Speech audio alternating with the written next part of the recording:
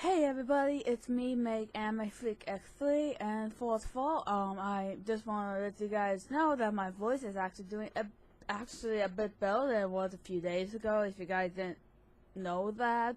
But I will probably, maybe had to cut out if my voice, started, get a bit, wavery, or if I do cut off, so if for some reason there's a cut in the middle, I do want to apologize for that in advance, but let's cut to it, and well, let's just get right to it.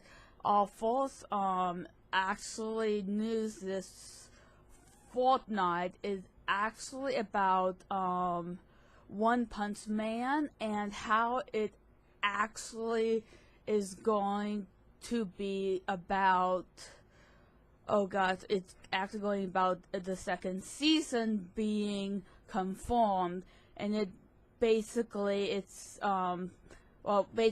actually was announced the other day on Twitter, well, the official Twitter, and this is about if you guys have known, it's about the fourth season of the superhero parody anime that premiered in Japan on October 2015 in the dub. It's currently airing on Toonami. Thanks to the mind over at Viz Media. The anime is a thing of beauty with the team at Madhouse Anime, the one who did Goal, who Leapt Through Time, Note to Self, do a review of that, and Ninja Scrolls, and Vampire Hunter D is at the helms of the anime, and they say you can watch it over at of some websites. Basically, the One Punch Man tells the story of this main character who develops a superhero strength and reflexes due to his super simple technique: 100 punch sit-ups, 100 sit-ups, 100 squats, and 100K every day.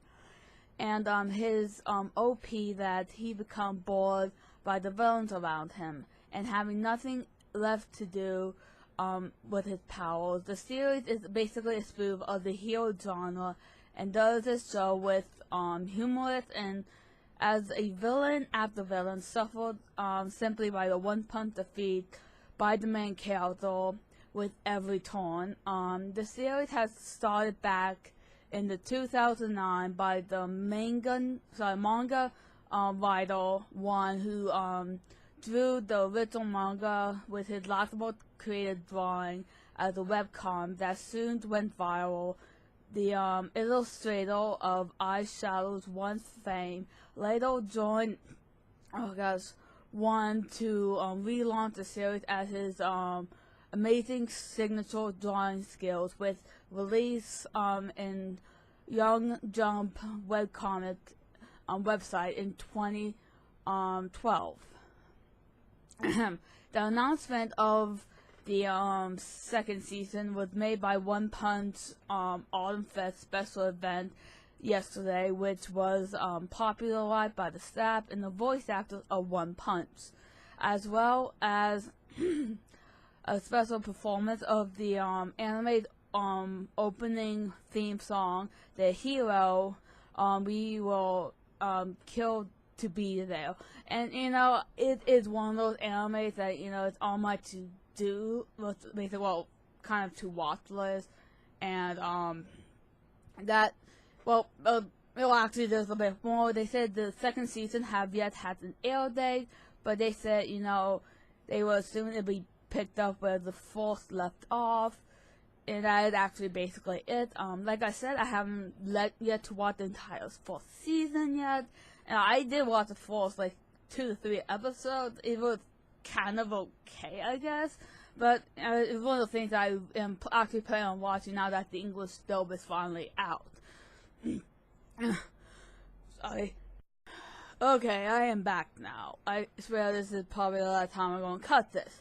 Okay, with these next two stories, I'm going to mention something without going too far in depth because it is kind of spoiled territory for the next season of for the Voltron the Legendary Defenders. So I'm just going to skim it, and I'm just going to, like I normally do, put the link to the article in the description down below, and you guys can read it for yourself. Well, in a nutshell, basically the season 2 trailer for the second season was shown, basically, and it was basically, well, people, it was basically, it left off where season 1 left off. And to tell you the truth, I didn't go too much into myself because I haven't really seen it since, I can't afford Netflix. Trust me, I really want to afford Netflix, but, kind of can't. But, basically the trailer itself is a teaser, not exactly a trailer. There's not much plot that is given, but not getting too much away. But it was given a lot of visual. But quoting the article, if the article had to guess that I bet it does more plot heavy compared to the one in New York City Comic-Con, I believe. They were also shown a New York Comic-Con poster, and it was good. Basically, it was shown characters in season 1 making an appearance and whatnot, and basically it was revealed at San Diego Comic-Con. It was confirmed in the official Voltron Twitter that Voltron Legendary Defenders will be coming to Netflix in quote-unquote late 2016.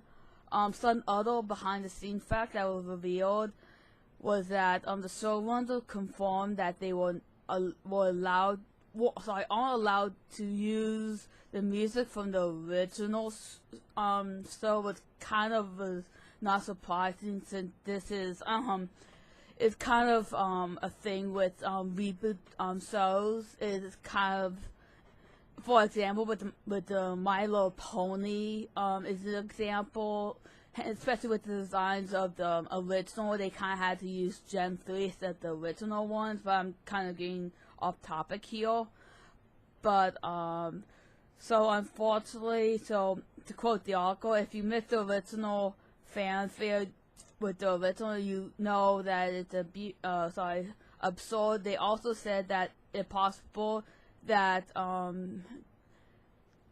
that something will be returning, but will not be spoiling anything. The soundtrack will also drop on iTunes, so basically, also someone will make a surprise experience.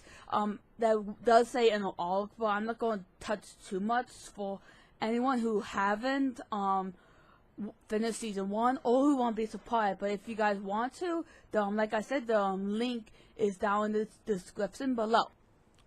Okay, for the last news, it's actually going to be for the new Exorcist Impure King's arc. The new video actually introduced a new cast, and I'm just going to at least breeze through it. If you guys, like I said, want to know more about an article, at least for this week, the information going to be down in the description below. Usually I like to go over, but like I said, my voice is a bit off this week, so I do want to apologize for that. But yeah, to the article, it basically said that the anime will adopt the Imperial King's arc that started the 5th novel of the original manga, and basically the manga of the 5th volume as follows: that in the late Ubon period, a demon known as the Imperial King killed thousands of people. After defeating the demon, the Knight of the True Cross kept its left eye safely sealed away on the accounted grounds. Yeah, they'll have no idea how that can be safe whatsoever. Sorry, sarcasm. I had to do that once in a while, but Now someone has stolen. Oh my gosh, I never saw that coming. Hearing that the thief had taken a child hostage, Yuko and Rin go to help. The investigation has portraits with a lead. Rin and his friends go to, oh gosh, basically they go to investigate to deepen a central plot, but with his friend's knowledge that Rin is the son of Satan, drove a wedge between them. Well, basically the manga was launched back in 2009, and is yada yada yada. The manga inspired a 25th episode TV series adaptation back in 2011 and an animated film back in 2012. The manga focused on Rin, a boy raised by a famous exorcist named Follow, and after an argument between the two, he discovered that he is the son of Satan. Rin discovered to fight his fate by joining the True Cross Academy to become an exorcist and defeat demons. However, when drawing his father's sword, it is released a dark power within him.